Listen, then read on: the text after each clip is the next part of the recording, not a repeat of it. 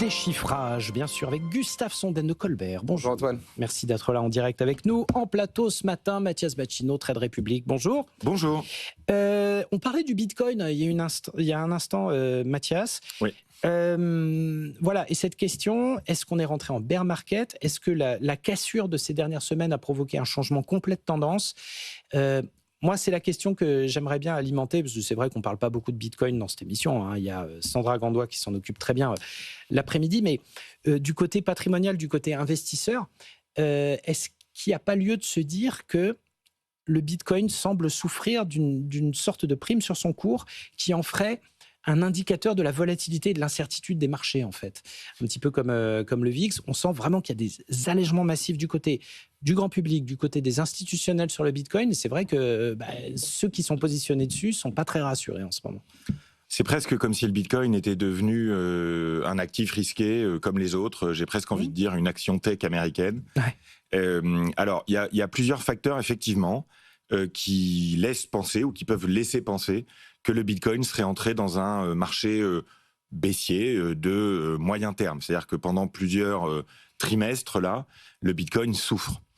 Et c'est entre autres le fameux cycle du Bitcoin qui, historiquement, positionne à ce moment-là à peu près le début d'une baisse. Mais il n'y a pas eu la fameuse alt season, c'est-à-dire la période de forte hausse sur les cryptoactifs autres que le Bitcoin, Solana, Ethereum, parce que peut-être que cette saison haussière un peu comme ça très positive a été faite en fait sur les Bitcoin Treasury Companies. Ouais. On est effectivement assez loin maintenant après le précédent halving, donc au moment du cycle où c'est censé baisser, et on est par ailleurs dans un moment où effectivement l'incertitude économique aux États-Unis est très forte et où l'appétit pour le risque s'est considérablement réduit depuis 2 semaines. Il y a un truc très important qui s'est passé la semaine dernière, vous parliez des Bitcoin Treasury Companies. C'est MSCI. Donc, alors non, c'est pas ça. Ah, pardon. C'est une boîte, bon, je retrouverai le nom, qui était très très positionnée justement sur l'Ether, qui avait décidé de faire sa trésorerie en Ether. On a vu Stratégie, l'ancien MicroStrategy, pendant des mois dire « Nous, on vend nos actions, on achète du Bitcoin ».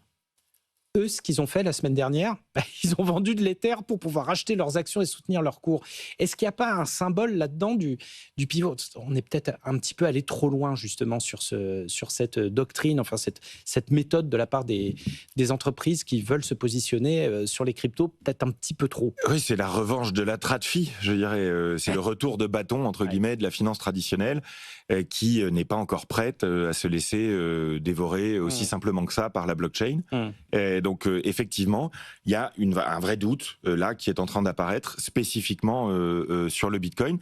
Maintenant, il faut quand même noter que la quantité de Bitcoin de nouveaux Bitcoin va aller en se raréfiant. On a aussi vu on-chain, comme on dit, sur les quelques dernières semaines, les 3 dernières semaines, qu'il y avait beaucoup de Bitcoin qui n'avaient pas bougé depuis longtemps, qui ont bougé, donc qui ont été mis à la vente. Donc il y a aussi toute la dynamique de prise de bénéfices. Ensuite, vous avez une nouvelle dynamique qui est intervenue aussi, et qui est celle des ETF Bitcoin aux États-Unis, et donc de l'arrivée des gérants sur le Bitcoin aussi, qui sont sortis avec l'inquiétude sur l'instabilité économique américaine depuis 3 semaines. Entre autres BlackRock, on a vu des allègements massifs. Il y a vraiment 2 écoles, c'est-à-dire soit effectivement le narratif du Bitcoin vient d'en prendre un coup plus fort que ce qu'on pense, et c'est pour ça que le Nasdaq après le 10 octobre, lui, avait tenu, c'est pour ça que Nvidia avait tenu, mais le Bitcoin n'a pas tenu.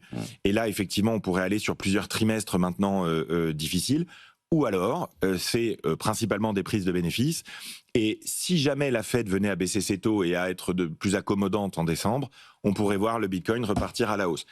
Il semblerait quand même qu'il y avait 2 seuils, quoi. Il y avait 90 000 $ et 75 000, 80 000 $.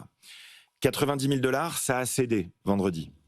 Et 80 000, ça a tenu. Et là, je ne sais pas où on en est, mais il y a 1 heure, on était à 87. Voilà, on était à 86, 87 000 $. Signe qu'à 80 000, dimanche, le Bitcoin a trouvé acheteur quand même. Donc voilà, c'est trop tôt pour dire, et je pense que c'est uniquement après la décision de la Fed de décembre qu'on pourra y voir plus clair sur le narratif moyen terme sur le Bitcoin. À ce stade, il n'y a pas de raison de penser que ça va retourner à 30 000 comme je l'ai lu ce week-end. Un petit commentaire, oui, non, parce que c'est vrai qu'après... Non, mais Wall Street, les investisseurs, ils sont toujours prêts à brûler leurs icônes d'avant-hier. Hein. C'est effrayant. Ah oui, la mémoire... Ça ne changera jamais. Gustave, un petit commentaire sur le Bitcoin Oui, c'est presque le nouveau VIX.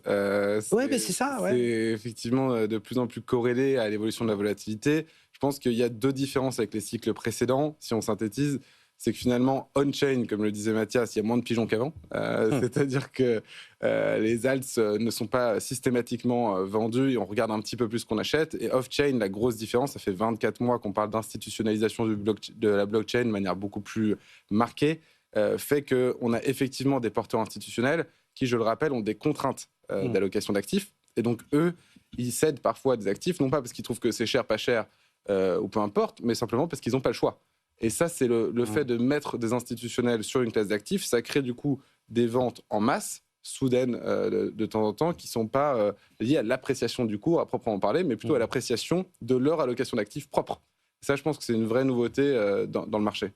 En tout cas, le narratif du le Bitcoin, c'est l'or numérique, là, vient d'en prendre un coup quand même assez clair. C'est peut-être ça, hein, justement, ce symbole, c'est peut-être ce décalage de cours qui en est la meilleure expression, hein, ça c'est vrai.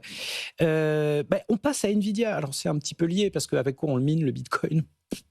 Des cartes graphiques Nvidia, hein, les bonnes vieilles RTX, il n'y a pas de souci, ça marche très bien. Nvidia qui a été l'objet du nouveau Big Short de Michael Burry. On a vu qu'il s'était complètement cramé à ce petit jeu, qu'il avait dû liquider son fonds en disant « bon, je me suis complètement gouré ». J-1 d'ailleurs avant sa nouvelle stratégie, il a dit que le 25...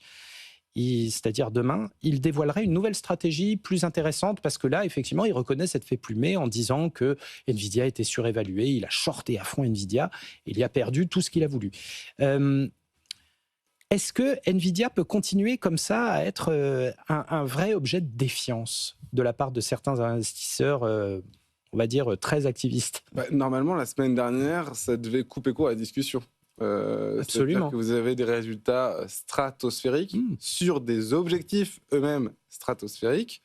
Et donc, la discussion aurait dû être close et les marchés auraient dû reprendre puisque c'est finalement ce qu'on attendait tous. Bon, dès que Nvidia aura publié, on verra bien où on en est sur la bulle IA. C'était un consensus. Et en fait, pas du tout. Et en fait, non.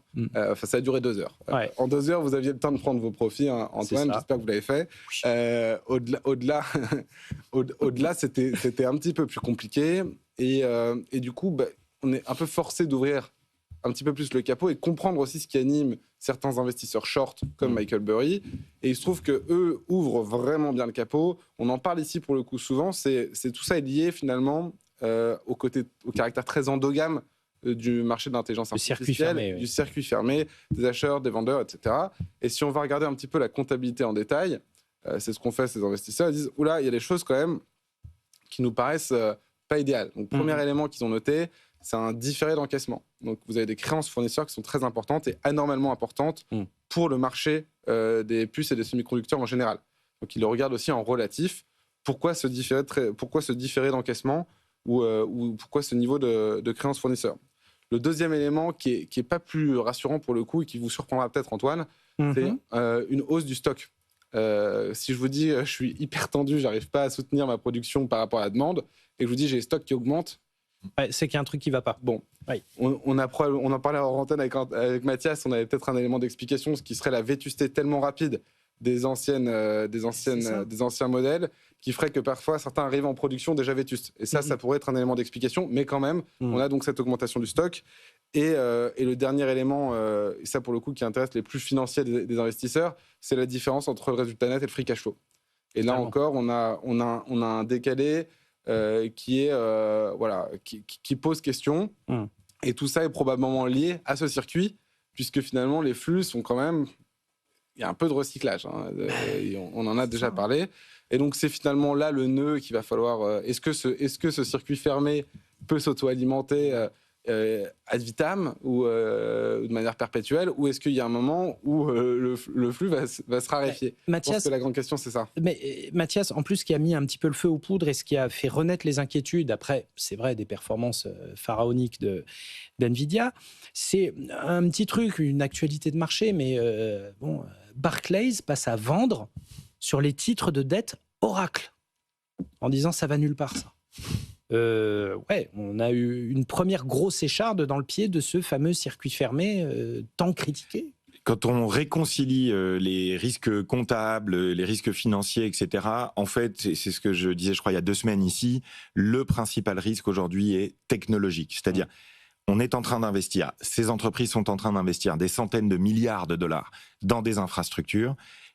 La grande question n'est pas de savoir quand est-ce que ça va s'arrêter, si ça va s'arrêter, pardon, mais de savoir quand.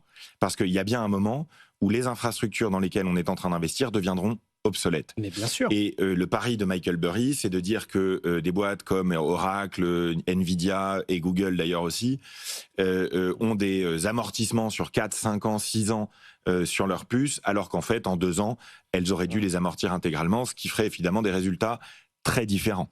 Et donc, l'enjeu, c'est de savoir à quel moment cette technologie actuelle va être dépassée. Est-ce que Nvidia peut maintenir un tel taux de croissance ad vitam aeternam ? Non. C'est sûr que non. La question, c'est est-ce que ce sera un atterrissage brutal ou non pour cette entreprise, aujourd'hui leader de la cote ? Ou est-ce que ce sera un atterrissage progressif avec petit à petit une diversification, plusieurs trimestres pour encaisser les amortissements, etc., etc. Donc l'enjeu aujourd'hui est avant tout technologique. La semaine dernière, il ne faut pas oublier qu'Alphabet fait quand même plus 8, si je ne dis pas de bêtises, sur la semaine, la maison mère de Google. Donc il y a aussi des entreprises qui vont bien dans ce secteur-là, y compris la semaine dernière. Donc a priori, moi, ce que je vois, c'est qu'on est sur une marée haute des investissements, un peu comme dans les télécoms, finalement, dans les années 2000, et que quand la marée va baisser, eh bien, effectivement, c'est là qu'on verra quelles sont les entreprises qui ont encore un maillot de bain. Oui. Et le maillot de bain, c'est la diversification des revenus, et là-dessus, Oracle est clairement en retard par rapport à un Google, et il me semble que Nvidia est en train, depuis 6 mois, de mettre en place énormément de choses pour diversifier ses revenus dans les années qui viennent. La question, c'est est-ce qu'ils iront assez vite pour le faire ? Donc, là, on est dans un énorme brouillard lié à la conjoncture américaine et à ce fameux shutdown qui finalement aura eu plus d'impact que ce qu'on pensait en retardant la publication des données économiques. Et on est dans ce brouillard, évidemment, face à des doutes bien légitimes sur ces investissements colossaux dans l'IA. Je rappelle quand même que là, on s'inquiète beaucoup du fait qu'ils aient émis des obligations et qu'il y ait de la dette pour financer tout ça. Ça reste quand même marginal par rapport aux investissements en capitaux propres qui ont été faits. Et le niveau d'endettement de ces entreprises est parfaitement raisonnable encore aujourd'hui. Donc voilà, faut bien avoir en tête que on a une vision sans doute un peu extrême par moment de la situation. Dans les 2 sens, quoi. Parfois avec trop d'euphorie, parfois avec trop de peur. Quand l'indice de Fear and Greed de ce média américain dont j'ai oublié, donc de la peur et de la cupidité, est à entre 0 et 10, où tout le monde est absolument terrifié par la situation actuelle, c'est sans doute un peu extrême. Ok, peut-être dans quelques secondes une déclaration du Premier ministre, Sébastien Lecornu, qui doit s'exprimer au sujet du budget, le budget qui est désormais dans les mains du Sénat, alors qu'il a été complètement rejeté du côté de l'Assemblée nationale. Il y avait une voix pour, 444 contre. Un courageux. Voilà, donc à suivre, mais effectivement, il devrait peut-être faire une déclaration sur le perron de Matignon dans quelques instants. Et ça n'enlèvera rien, Antoine, au fait qu'on a fait peur aux gens quand même, aux entrepreneurs et aux consommateurs et aux investisseurs depuis 4 semaines pour des discussions qui n'ont absolument pas abouti. C'est-à-dire que la copie du budget qui vient d'être envoyée au Sénat est la copie initiale du gouvernement. Oui, c'est complètement ça. Donc la hausse de la flat tax, non. La réforme de la suspension de la réforme des retraites, non. L'impôt sur la fortune improductive, en fait, non. Tout ça, c'est en fait non. Donc voilà, c'est vraiment dur à vivre, je pense, pour les entrepreneurs et les investisseurs que nous sommes. Peut-être un tout petit commentaire là-dessus, Gustave ? Oui, c'est ça, on prend les mêmes et on recommence. Donc remaniement, changement de Premier ministre, nouveau gouvernement, et effectivement des propositions semblables, des compromis qui vont dans une direction qui n'est pas forcément celle qu'on pourrait imaginer quand on voit les résultats des élections. Et des résultats du coup qui sont pas là parce que finalement il n'y a aucune majorité ni au Parlement ni dans la population sur ces problématiques, donc c'est bien pour faire de la presse, mais en revanche en dehors c'est plus compliqué. Ça on en a fait pour essayer d'expliquer tout ça. Mission accomplie. Voilà, bon, au moins on aura essayé de faire le job aussi bien que possible. Gustave Sanden de Colbert et Mathias Bacchino de Trade Republic, merci d'avoir été avec nous.